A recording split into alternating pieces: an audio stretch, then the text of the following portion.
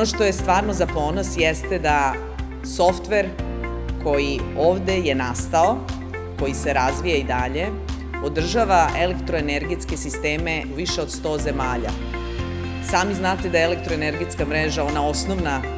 infrastruktura bez koje niko ne može i sada ta mreža